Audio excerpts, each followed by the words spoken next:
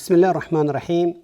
الحمد لله رب العالمین والصلاة والسلام علی رسوله الامین سیدنا و نبینا و مولانا محمد و علی آله و اصحابه و التابعین و من تبعهم باحسان الی یوم الدین. بینندگان عزیز محترم، عرض ادب و سلام دارم. السلام علیکم و رحمت الله و برکاته. با برنامه فتاوا با شما هستم که در این برنامه به سوالاتی که شما ارسال داشتید پاسخ داده خواهد شد و شما بینندگان عزیز و محترم میتونید که سوالات شرعی خودتون رو با ایمیل هایی که زیرنویس خواهد شد ارسال بدارید تا در برنامه های بعدی ان شاء الله به اون سوالات بپردازیم.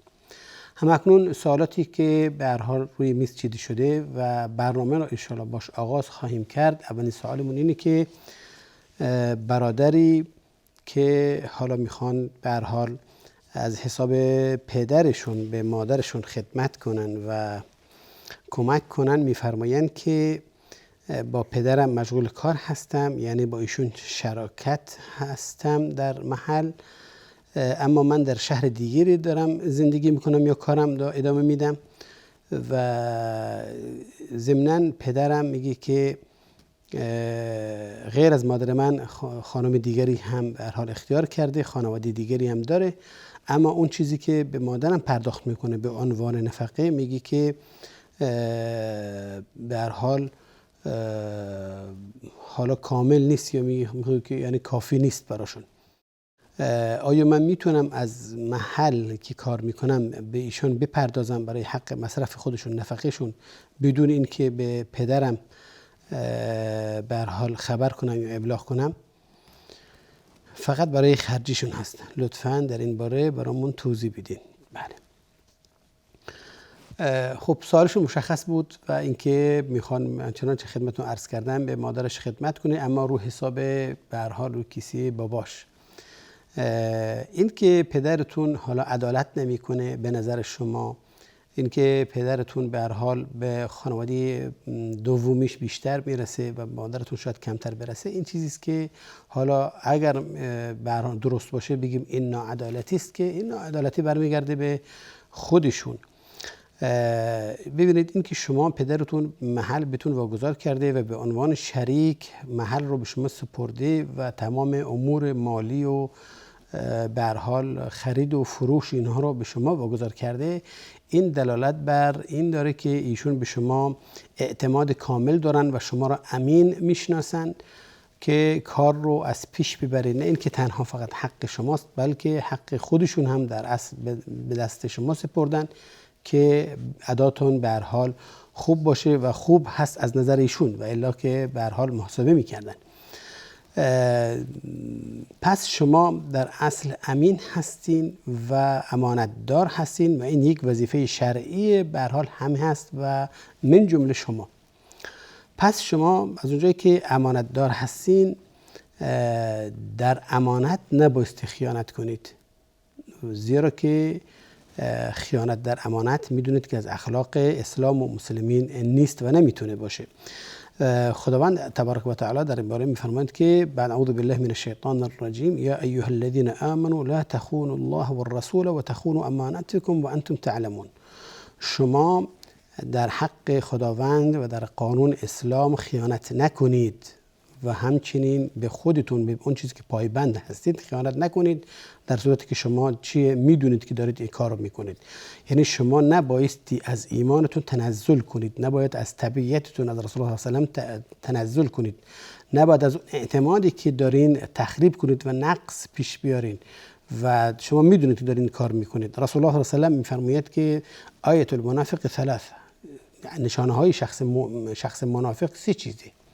اینه که چیه؟ اذا حدث کذبه، اگر هنگامی که صحبت کنه دروغ بگه، و اذا وعد اخلفه، هنگامی که وعده بده خلاف وعده کنه، و همچنین و اذا اؤتمن خانه، و اگر که امانتدار شناخته بشه، امانتدار بشه، خیانت کنه.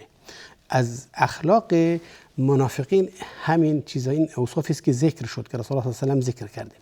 بنابراین خیانت کردن در عمل از اخلاق اسلام و مسلمین نمیتونه باشه و نیست و انسان به خودش ضرر میرسونه. حالا شاید شما بفرمایید که من که در حق پدرم نمیخوام خیانت کنم، من حقی که مادرم داره میخوام بهش واگذار کنم، بهش بدم، و این در مقابل به هر حال یا جبر اشتباهاتی است که پدر متحمل شده، جبر اخطایی است که پدر داره متحمل میشه از نظر شما، از دیدگاه شما. البته باز خدمتتون عرض کنم که ببینید به هر حال بد بودن یا عدم یا عادل نبودن پدرتون این رو به شما تجویز نمیکنه که شما در عمل خیانت کنید. شما نفقه مادر شما الان بر عهده پدرتون هست که حد رو معین کرده داره بهش پرداخت میکنه. شما به عنوان یک به هر حال میانجی میتونید صحبت کنید، اما این که شما دخلی داشته باشید، شما تصرف کنید در اموالی که از آن شما نبوده و بخواید به مادرتون هم بدید یا به هر کسی میخواید بدید، این طبعا خیانت به حساب میشه. زیرا که در اصل اینه که اموال دیگران رو ما حق نداریم درش تصرف کنیم مگر اینکه ایشون اجازه بدند، مگر با اجازه ایشون. اگر ایشون اجازه دادن که ما درش تصرف کنیم، خب حق داریم، مانعی نداره. اگر اجازه ندادن دیگه نه. شما نمیتونید قیاس بگیرید بر اون حدیثی که هند زن ابو سفیان از رسول الله صلی الله علیه و آله اجازه گرفتن رضی الله تعالی عنهم اجمعین که ایشون از اموال به هر حال ابو سفیان برای خرج خودش و فرزندش بگیره و رسول الله براش تجویز کردن. این خودش صاحب حق بود که میتونست از حق خودش چیه بگیره، اما شما اینجا صاحب حق نیستین. بله مادرتون اگر باشه میتونه این رو برداره در حد نفقه و اونم در حد عرف، نه اینکه بیشتر. حتی اگر اضافه باشه حق نداره چیز دیگه مصرف کنه، باید برگردونه سر جاش. اما اینکه شما بخواید بردارید و شما بخواید بعد درش تصرف کنید دیگه حق ندارید برادرم. نه. اگر از سهم خودتون میخواید بردارید، از اون چیزی که به هر حال شما نصیبتون خواهد شد میخواید بنویسید، جز برداشت شخصیتون به حساب بیارید، خب خیلی خوب، این به هر حال دارید خدمت میکنید به مادرتون دیگه، مانعی نداره. شما میتونید برداشت کنید به حساب خودتون بزنید، برای پدرتون توضیح بدین بعدها مثلا که این برداشت من هست برای به هر حال کمک نفقه شما، زیرا که شما نفقه‌ای که به مادرم میدادید کفایت نمیکرده، من از خودم از حساب خودم از جز برداشت‌های شخصیم به حساب آوردم و بهشون پرداخت کردم. حالا اگر شما صلاح بدونید جز شرکت به حساب بیاد، جز اموال برهنجا به حساب که من و شما با هم شریک باشیم، یا اینکه خودتون متحمل باشید، یا اینکه به هر حالشون رضایت ندهند و خودتون متحمل باشید. این راهی است که وجود داره. اما این که بدون اجازه ایشون شما بخواید در اموال پدرتون که شما رو به هر حال مؤتمن شناختن و امین شناختن و بهتون اعتماد کردن، بخواید این رو بردارید و به مادرتون بدید یا به هر کسی دیگه، این شما حق این کار رو ندارید. ولو اینکه مادرتون الان همسر پدرتون هست، حق نفقه‌اش براش واجب هست، درست هست، اما این که شما بخواید تصرف کنید، شما بخواید حد و حدود رو معین کنید، نه. دادگاه حد حقوق رو معین میکنه و بر اساس اون چیکار میکنه؟ پدرتون به هر حال این وظیفش هست که بپردازه. یا اینکه مادرتون میتونه از نظر قانونا اقدام کنه و بگی که اون چیزی که بهشون میدن چیه؟ نقص هست و کفایت نمیکنه و بخواد که به هر حال حقشون رو اضافه کنن و این حق داره که این رو مطالبه کنه از طریق دادگاه.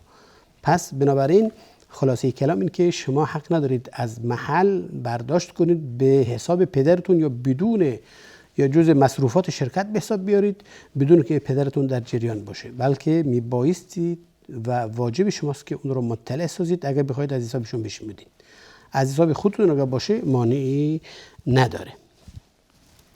والله اعلم.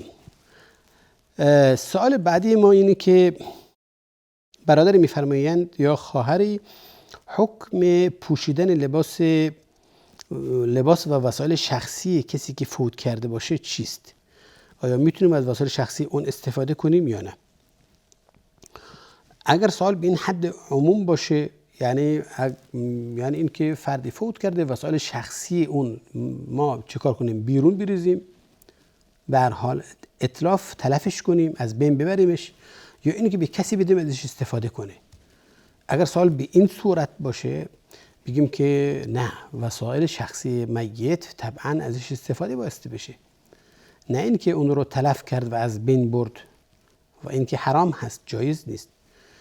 و به مجرد وفات یک فرد وسایل شخصی اون حالاتی که داشته، یعنی حالت پاک بودن، نجس نبودن، به همون حالت مونده، هیچ اثری درش، به هر حال وفات اون فرد اثری درش نمیذاره که بگیم حالا چون لباسش بر تن داشته، به هر حال ساعتش پوشیده بوده و یا عینکش استفاده میکرده و دیگر وسایلی که داشته، به هر حال کفشی به هر حال ازش استفاده میکرده، بگیم حالا دیگه این شده دیگه نه، حالا چون خودش فوت کرده اینها دیگه نجس شده یا اینکه فلان شده. نه خیر، چون چیزی نیست، بلکه سزاوار اینه که انسان ازش این استفاده کنه و ازش استفاده ببره و در برحال به خیر بده. هر چیزی که میخواد باشه مانعی نداره.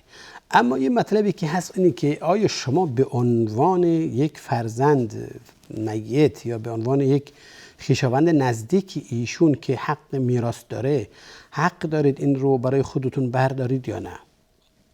ببینید برادرم یا خواهرم، اینه که اون چیزی که میفرمایید الان باقی مونده از میت، وسایلی که به جا گذاشته، حالا لپتاپ باشه، آیپد باشه، ساعت باشه، تلفن باشه، هر چیزایی باشه، گرون قیمت باشه، ارزون قیمت باشه، این دیگه جزء میراث به حساب میاد، جزء ترکه هست و حق تمام اون میراثبران به اون معلقه. یعنی جزء حق همه شما هست که میراثبر اون فرد هستین. پس یک فرد بدون اجازه اونها نمیتونه ازش استفاده کنه. این که میبایستی به هر حال ورثه اتفاق کنن که این وسایل رو ما بخوایم به عنوان مثال به یک مؤسسه خیریه ببخشیم. خب خیلی خوبه، عالیه، اجرش گیر میت خواهد اومد و همچنین اجرش برای شما هم خواهد بود که مالک اون هستید الان. و یا اینکه شما اتفاق کنید که بفروشین و پولش رو به جزء به هر حال برای ورثه تقسیم کنید، بازم حق دارین. یا اینکه یکی از شما طلب کنه اینو به من ببخشید مثلا، خب بقیه راضی میشن. اگر راضی شدن بازم این حق شماست، میتونید ازش استفاده کنید، میتونید به هر حال ازش بهره ببرید. خب هیچ مانع شرعی هم وجود نداره. اما بدون اینکه ایشون بقیه ورثه اطلاعی داشته باشن از اون چیز، یا اینکه اونها اجازه نداده باشن، فقط شخصا شما درش تصرف کنید و بخواید ازش استفاده کنید، حتی هر لباسی پوشیدنی هم که بخواد باشه، این طبعا این درست نیست و جایز نیست. یک نوع به هر حال یک نوع غصب شاید به حساب بیاد، یا اینکه اصلا اگر دزدکی باشید مال دزدی به حساب بیاد. به هر حال این وجه شرعی نداره که شما بخواید بدون اجازه اونها که مالک هستن، مالک شدن دیگه، حالا شما خود بردارید و ازش استفاده ببرید. زیرا که مال دیگران رو نبایستی شما ازش استفاده کنید مگر اینکه چیکار کنن، اونها اجازه بدن. حتی اگر میراثبران مثلا فکر کنید که اطفال باشن، خب اطفال دیگه حق تصمیم گیری هم نداره. خب طبعا در اینجا جایز نیست که شما از اون وسایل استفاده کنید، بلکه اون چیزی که مصلحت هست، حالا اگر دادگاه باشه که داره نظارت میکنه، زیر نظر دادگاه بایستی باشه که هرچی حکم کرد بفروشید، پولش به حساب این ایتام بیاد، یا این که به هر حال تحت رقابت خودشون باشه، این روش درست و صحیح هست که میبایستی به این صورت به هر حال کار بشه. بله و دیگه والله اعلم این سال دیگه نمونده در اینجا ظاهرا. حالا برمیگردیم به سال بعدی که بعد از میان برنامه خواهد بود.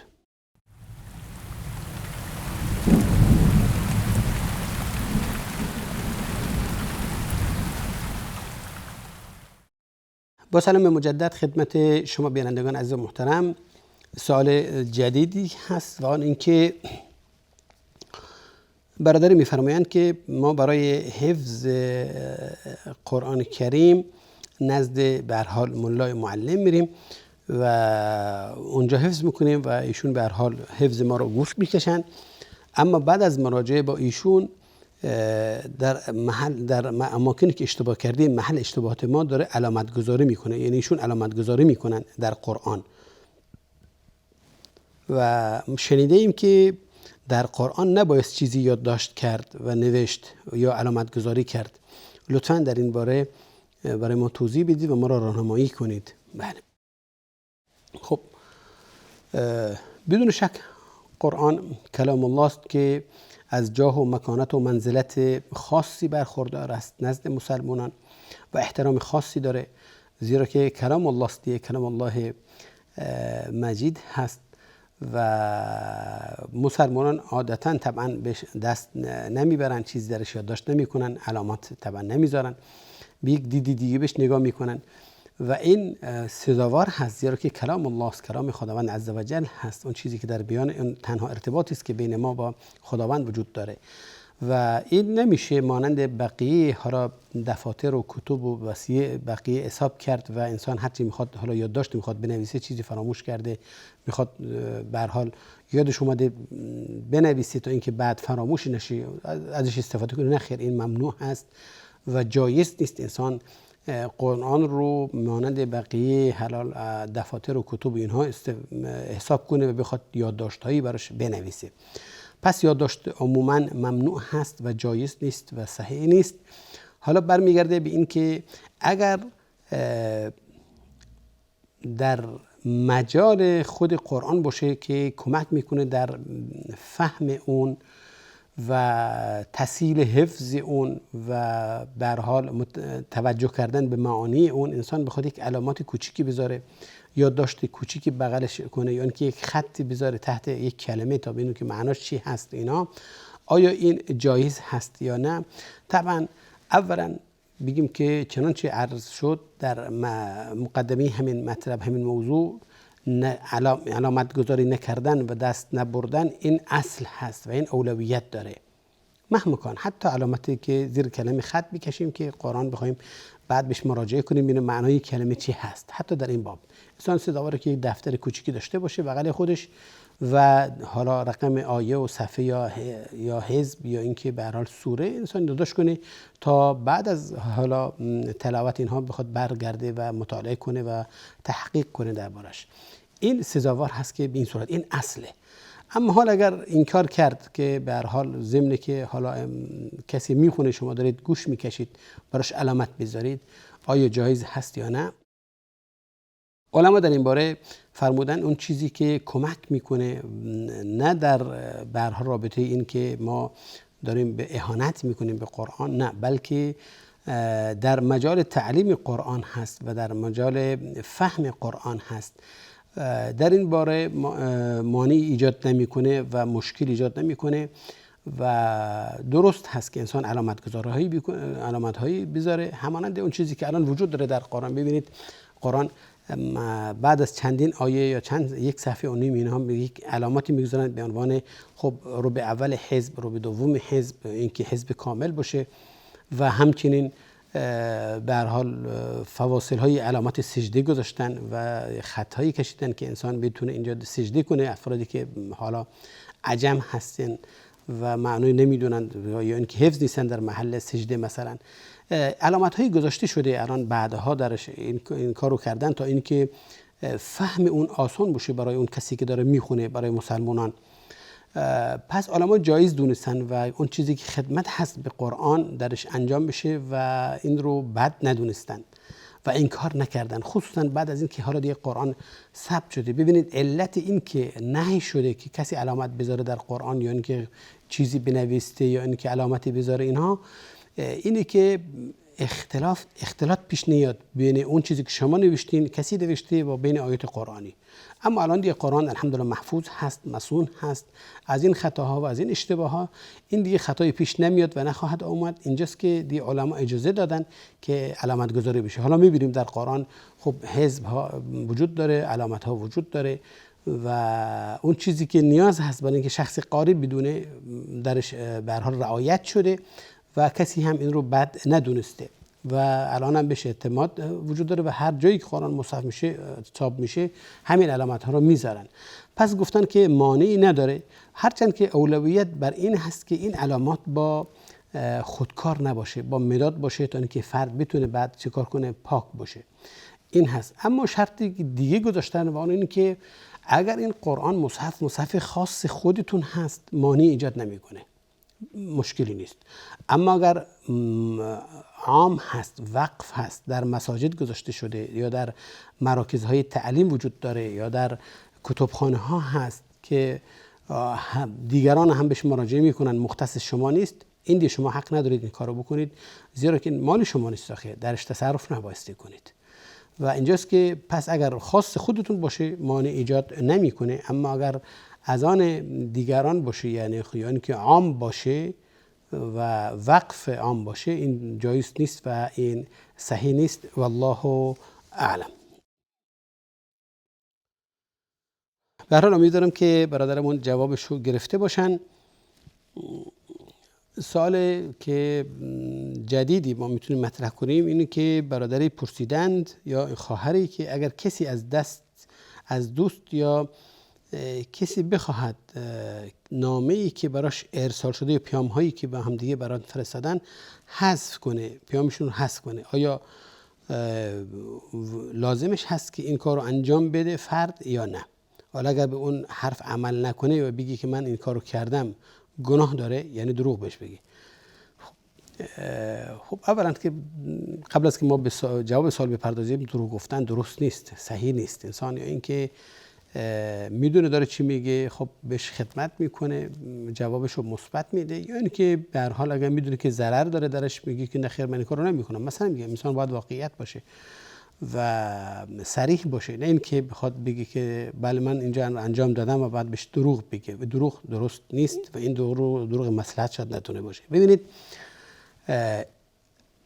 انسان تا سخن نگفته باشه، خب به هر حال مالک زبان خودش هست، مالک به هر حال زبان کلام خودش هست، اما وقتی که به هر حال از دهن خارج شد و بیرون رفت، دیگه شما مالک اون نیستید. اون چیزی است که ملکیت شما را دیگه در دست داره. روایتی است از به هر حال آثاری است از امام شافعی رحمه الله که می‌فرماید به شاگردش ربیع بن سلیمان میگه که یا ربیع لا تتکلم فيما لا یعنیک، میگه که در اون چیزی که به شما مربوط نیست به هر حال دخالت نکن، چیزی نگو، زیرا که اذا تکلمت بالکلمه ملکتک، اگر که شما صحبت کردی چیزی گفتی اون مالک شما شده و الا تا زمان که صحبت نکردید شما ملکیت اون رو بر عهده دارید. پس اون چیزی که از دهن پرید، اون چیزی که نوشتید، اون چیزی که حالا دیگه یادداشت کردید رفت فرستادید برای کسی، برای هر کسی میخواد باشه، حالا دیگه شما به هر حال ملکیت اون ندارید که شما بخواید که حالا حذف کنید، پاک کنید، لغو کنید، تصحیح کنید. نه دیگه رفته. میدونید که الان امروزه واتساپ وقتی فرستادید، خصوصا اگر در گروه باشه، زمانی که شما ارسال کردید دیگه حالا اگر چند نفر اون رو مشاهده کرده باشن، پاک کردنش زمان از بگذره مشکل خواهد بود براتون. و اما قبل از که بفرستید طبعا ملکیتش به شما برمیگرده، شما حق تصرف دارید، شما میتونید کارو کنید. پس ببینید انسان میبایستی حواسش جمع باشه و در اون چیزی که ضرورت داره صحبت کنه، اون چیزی که شاید زمانی بر علیهش به هر حال به کار گرفته بشه اون رو ننویسه، حتی برای نزدیکترین فردت، برای معتمدترین فردت، برای کسی که واقعا بهش اخلاص دارین، برای اونم حتی ننویس، برای اونم آخر، زیرا که شما به هر حال از قدر زمان به هر حال در امان نخواهی بود مهما کان حال اگر این مقوله درست باشه. پس سزاواره که انسان احتیاط کنه، سزاواره که خصوصا جوانان ما، عزیزان ما، خواهران، برادران، دختران، فرزندان ما میبایستی توجه داشته باشن، حواسشون جمع باشه که خدای نخواسته یه روز اون چیزی که نوشته شده، اون چیزی که گفته شده بر علیهشون به کار گرفته بشه که دیگه کاری نمیشه کرد. پس چه بهتر که انسان این رو نگه داره پیش خودش که اگر هنگام ضرورت نیاز داشته باشه به هر حال بهش حالا بگه و بنویسه که نخواهد بود. پس بهتره که انسان مواظب حرکات و سکنات خودش باشه و که دیگه بعد شما مجبور نشین حالا تمنا کنید و دنبال اینو باشید که براتون حذف کنه. و چه بسا که امروزها متاسفانه افرادهای سودجویی هستند که به هر حال در کمین این موقع هستند که شما را صید کنند و از اون چیزی که نوشتید بهره کامل ببرند. نشون میدن که اگر شما این مبلغ رو برای من حواله نکردید، این چیز رو برای من نفرستین، اگر خودتون رو تسلیم من نکنید، علیاذ بالله نعوذ بالله، چیکار؟ بله من این رو برملا خواهم کرد، این فلان خواهم کرد، این طور خواهم کرد، تا شما رو تهدید میکنه.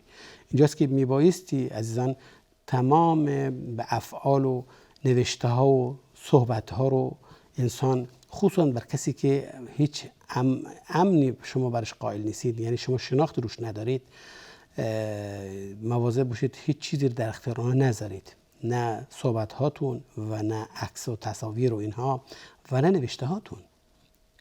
و انسان میبایستی در این لحظه به فکر به هر حال این که خداوند علم شما را احاطه کرده و از شما مطلع هست در نظر داشته باشید که این کار را بهش دست نزنید عزیزانم. اما قسمت دوم همین سوال، معذرت میخوام، که اگر به هر حال خواسته شده از شما، برادر یه چیزهایی رو نوشته اشتباهاً از من و شما خواستن که این رو پاک کنیم، از شما خواستن که این رو محو کنید، از بین ببرید، وظیفه شما اینه که استماع کنید، واجبشون هست؟ نه، واجب شما نیست حقیقتش، اما سزاوار اینه از نظر اخلاقی این که شما رعایت حال ایشون رو کنید و اون چیزی که شاید مفسده‌ای داشته باشه، شاید ضرری برای برادرتون یا خواهرتون داشته باشه، یا اینکه ایشون رو ناامید کنه به هر حال از آینده خودش، سزاواره که شما بهش کمک کنید. و تعاونوا علی البر و التقوا ولا تعاونوا علی الاثم والعدوان. شما سزاواره که شما باش همکاری کنید.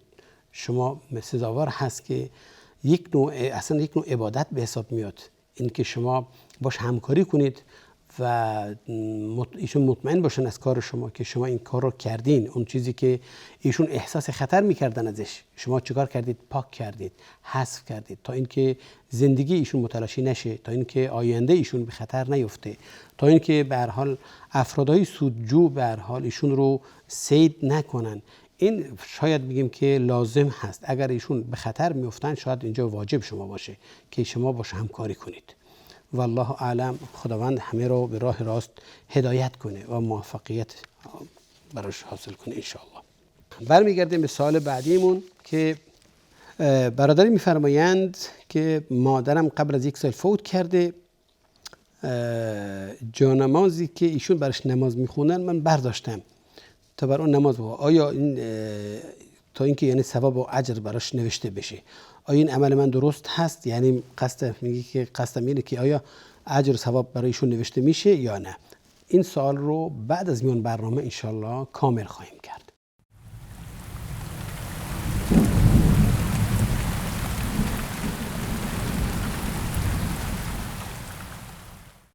با سلام مجدد برمیگردیم به برنامه و سوالی که شده بود که برادرمون به هر حال بعد از که مادرش رو فوت کردن و بنا به حالا حرصی که داره که میخواد محلی که یا اون وسیله‌ای که روش نماز میخونه مادرشون برداره و روش نماز بخونه تا اینکه اجر و ثوابی برای مادرش نوشته بشه، آیا این عملش درست هست و صحیح هست؟ قسمتی از این سوال ما در حالا یکی از سوالاتی که در پیش رو داشتیم جوابشو گفتیم، و آن این که این دیگه جزء ولو اینکه کوچک باشه جزء مال میراث به حساب میاد و حق تصرف شما ندارید مگر اینکه به هر حال اونها بقیه ورثه اجازه بدن. حالا ما بر حسب اینکه بقیه ورثه اجازه دادن و یا اینکه خودش تنها میراث بر مادرش هست که حق تصرف داره، بر این اساس ما میپردازیم به قسمت دوم که آیا این عمل اجر و ثواب داره یا نداره، آیا چیزی اجر و ثواب برای مادرشون نوشته میشه یا نه. در این مطلب انشاءالله بحث رو آغاز میکنیم. ببین برادرم، امیدوارم که این عمل شما به هر حال در میزان حسنات مادرتون به هر حال قرار داده بشه و همچنین خودتون با این عملتون اجر و ثوابی براتون خداوند بنویسه، زیرا که این دلالت بر این داره که شما به هر حال میخواید خدمت کنید به مادرتون حتی بعد از وفاتشون، ایشون به هر حال چیزی نصیبشون بشه از عمل خیر شما، از عمل نیک شما، و شما رو جز این زمره قرار بده که ولد صالح یدعو له اذا مات ابن آدم انقطع عمله الا من ثلاث، که میگه اگه کسی به هر حال بنادم فوت کنه عملش قطع میشه مگر از 3 چیز که یکی از اونها میفرماید که ولد صالح یدعو له، و فرزند نیکویی که چیکار میکنه برای والدینش دعا میکنه. و این عمل شما که حرص دارید اجر و ثواب براش نوشته بشه و به میزان حسناتش اضافه بشه، این انشالله علامت صالح بودن شما خواهد بود و امیدوارم که خداوند این عمل ازتون بپذیره و ازتون قبول کنه. یک کم مسئله رو باز میکنیم با اجازهتون و این که عمل نیک انجام دادن. ببینید وقتی شما رو این نماز میخونید، نمازی که میخواید بخونید برای مادرتون میخواد ثوابش باشه یا این که نه، معلومه طبعا قصد شما از اینه که اون نمازی که شما برای خدا میخونید برای خودتون میخونید، چون محلی که به هر حال دارید نماز روش میخونید برکت حاصل میشه، آیا استفاده کردن از این که خودش اجری هست، این اجر استفاده از این برای مادرتون به هر حال به حساب میاد یا نه؟ سوال شما در اصل اینه. بله ان شاء الله که همینطور خواهد بود و شما اون به هر حال کسی که مسجدی درست میکنه، کسی که جانمازی رو به هر حال صدقه میده که دیگران روش نماز بخونن، معناش این نیست که نماز اون برای من باشه، معناش اینه که اون عبادتی که شما انجام میدید در این محل پاک، اجر این محلی که استفاده ازش شده به هر حال به مقداری که در عبادت به کار گرفته شده اجرهایی براش نوشته میشه که فاعل این کار اجر اون رو خواهد برد و همون ان شاء الله مادر شما خواهد بود که شما تونستید اون وسایل خاص ایشون برای نماز از آن خودتون یا برای کسی دیگه به هر حال معین کنید تا عباداتش روی اون انجام بگیره و اجر ثوابش براش نوشته بشه. ببینید جمهور فقها در اصل اعمالی که انسان انجام میده، اعمال نیکی که انجام میده یا عباداتو که انسان انجام میده، آیا ثواب این عبادات، حالا چه عبادات عینی باشه چه عباداتی که درش توکیل درست هست چه درش توکیل درست نباشه، توکیل مثل حج، شما میتونید وکالت بدین، شما میتونید در صدقه دادن وکالت بدین، در پخش زکات میتونید وکالت بدین، در قربانی کردن میتونید وکالت بدین، در همین اینا میتونید وکالت بدین، اما در نماز خوندن نمیتونید وکالت بدین که برامون نماز بخونن و این چنین چیزی درست نیست. آیا در قرآن خوندن میشه؟ در قرآن خوندن هم گفتن که وکالتی درست نیست، وجود نداره، زیرا که یک عبادت فعلی است که انسان انجام میده همانند نماز خوندن دیگه.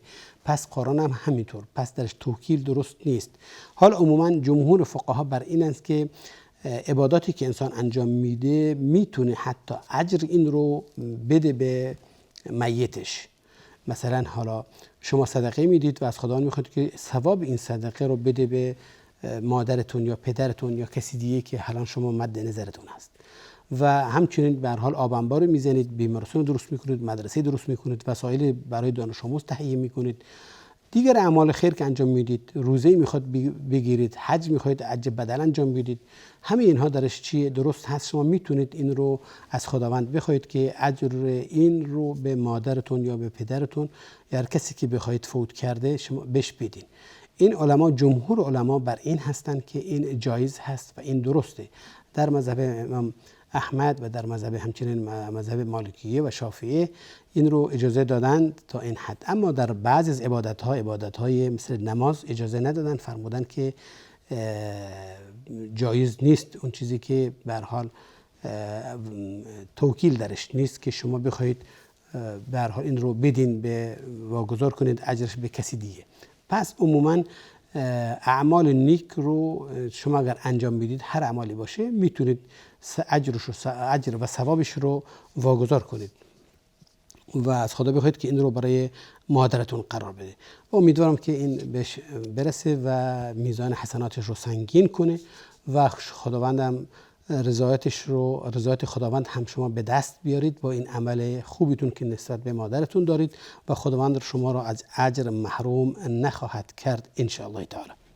برمیگردیم به سوال جدیدی که به هر حال به دست ما رسیده و آن این که خوردن یا استفاده کردن از اموال دوستان که خیلی هم به هر حال با ما نزدیک هستند در غیاب ایشون، در عدم حضورشون، یعنی آیا درست هست یا نه؟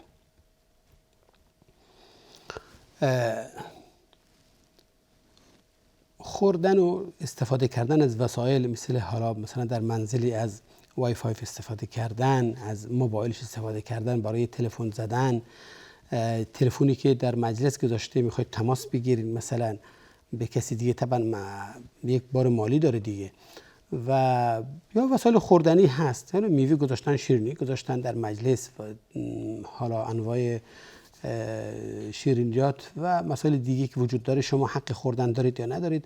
عموما هر چیزی که انسان یک مالک داشته باشه و صاحب معینی داشته باشه، انسان میبایستی با اجازه اون صاحبش بخوره و ازش استفاده کنه، زیرا که لا یحل مال امرئ الا من طیب نفسه او کما قال صلی الله علیه و سلم. خب به طیب نفس منه او کما قال صلی الله علیه و سلم، این که مال هیچ احدی برای دیگری درست نیست مگر اینکه خودش با میل و خوشی چیکار کنه، رضایت بده.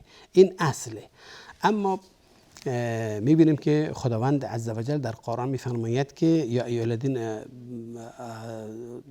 در قرآن هست، البته در سنت هم رسول الله صلی الله علیه و آله اولا که خداوند میفرماید که لیس علی الاعمى حرج، لیس علی الاعمى حرج ولا علی المریض حرج ولا علی انفسکم ان تأکلوا من بیوتکم او بیوت آبائکم او بیوت امهاتکم، میاد تا آخر و که خواهران و به هر حال خاله این همه میاره و بعد میفرماید که ما ملکتم مفاتیحه او صدیقکم، یعنی 3 گروه رو ذکر میکنه در آیه. خب که خویشاوندان هستند و اون چیزی که به عنوان امانت در دست شما قرار داده شده و حالا صداقت دوستی که وجود داشته باشه، یعنی نزدیکی فرد به سبب دوستی و به سبب خویشاوندی و یا به سبب به هر حال اعتماد و ائتمان. این 3 چیز هست که قرآن درش بیان کرده که خداوند میفرماید که لیس علی الاعمى حرج ولا علی الاعرج علی المریض حرج ولا علی انفسکم ان تأکلوا من بیوتکم او بیوت آبائکم او بیوت امهاتکم او بیوت به هر حال اخوانکم و بیوت اخواتکم و بیوت اعمامکم و بیوت عماتکم و بیوت اخوالکم و بیوت خالاتکم، میاد تا اینکه در مفاتیح صحبت میکنه، یعنی امانت داری صحبت میکنه و همچنین در قسمت صداقت. وقتی میفرماید که حرجی نیست که شما از خونه خودتون بخورید اینها، یعنی چی؟ یا از خونه به هر حال پدرانتون و مادرانتون و برادران و خواهران و عموها و عمه ها، خاله و خال و دایی و خاله و اینها، یعنی این که اینها وقتی فرمودید حرجی نیست یعنی گناهی نیست، یعنی اجازه بهتون ندادن، یعنی که شما بدون اجازه میخواید بخورید. چون اگر که اجازه بدن که 100% حرجی نیست. اما وقتی که خداوند فرمود اینجا حرجی وجود نداره، یعنی مشکلی وجود نداره، معذرت میخوام، یعنی گناهی نداره که شما این کارو بکنید، یعنی که بدون اجازه اونهاست. پس بدون اجازه افراد وقتی میخواید ما کاری کنیم، اگر این یک از این 3 گروه باشن مانی نداره، غیر از اینها دیگه بازم جایز نیست. 3 گروه اینهایی که خویشاوندان هستن که اون ذکر شد در قرآن، پدران و مادران و به هر حال برادران و خواهران و عمه و عمو و عمه و دایی و خاله و اینها هستن و همچنین کسانی که به شما اعتماد کردن، به هر حال کلید خونشون به شما سپردن و شما دارید رفت آمد میکنید و همچنین دوستانی که به شما نزدیک هستن، معمولا به هم دیگه سر میزنید. با این 3 گروه اگر اجازه ندادن شما در مجلس برید به هر حال از وسایل استفاده کنید، مثل تلفن زدن و مثل از وای فای استفاده کردن و مثل به هر حال خوردن در آن چیزی که وجود داره و مانعی نداره، گناهی هم شما ندارید اگر اجازه ندن. یعنی اگر اجازه نداده باشن شما مطلع نیستید از اینکه اجازه بدید، یعنی در اصل آزادید. اما البته اگر شما میدونید که اونها راضی نیستن، مثلا خالتون یا عمتون ایشون شوهرانشون راضی نیستن که شما برید اونجا غذا بخورید، خب دیگه درست نیست بخورید، صحیح نیست. آخه این لا حرج زمانی است که شما میدونید اون چیز داره، رضایت داره. اگر رضایت نداشته باشه هم نه. پس عموما اموال دیگران غیر از اینان صحیح نیست و درست نیست که بدون اجازه انسان بهش دست بزنه. اما انسان رفت آمدم نداره با کسی که شما نمیشناسید، که از کسی که از اهل شما نیست، کسی که حالا غریب هست، دوستی هم باش ندارید، میتونید شما میرید منزلشون؟ نه، نمیرید. طبعا این دوست است که انسان میره خونه‌شون که میخواد بدون اجازه حالا تو مجلس بشینه چیزایی رو بخوره. به هر حال امام شیخ ابن عثیمین رحمه الله میفرماید که طبعا برای اجنبی درست نیست، برای اینها درست است و اینها هم برمیگرده به این که یا اینکه شما میدونید اینها راضی هستند که طبعا جایزه، یا شما مطمئن هستید که اینا راضی نیستند پس جایز نیست دیگه شما بهش نزدیک بشید. اون افرادی که شما وارد مجلسشون میشین طبعا حالا شما نمیدونید که راضی هستن یا راضی نیستن، معلقه حالا برمیگرده به این گروه که اگر جز این گروه هستن در اصل اینه که جایزه، اگر جز این گروه نیستن اجنبی هستن دیگه طبعا نیاز به کسب اجازه داره. خلاص این که پس اگر جماعت و خویشاوند هستن، اگر دوست هستن، اگر اینها شما رو به هر حال نماینده خودشون کردن در اینکه به هر حال دید و بازدید کنید از منزل، از داراییشون، از اینها، پس اینها جایزه. و الا جایز نیست که شما کسی تصرف کنه در اموال کسی که حالا ملک خاص کسی باشه. یک سوالی است که برادرمون یا خواهری مطرح کردن و این که اگر کسی مال زکاتی داشته باشه میتونه به کارگرانی که براش کار میکنن بپردازه. کسی زکات داشته باشه میخواد زکاتش رو بپردازه، میخواد بده اولویت به اون کسانی که براش کار میکنن. اگر اونها مستحقین، میدونید که زکات حقی است که خداوند واجب کرده و مستحقین اونها مشخصه و از 8 صنف هستن که در قرآن ذکرش کردن.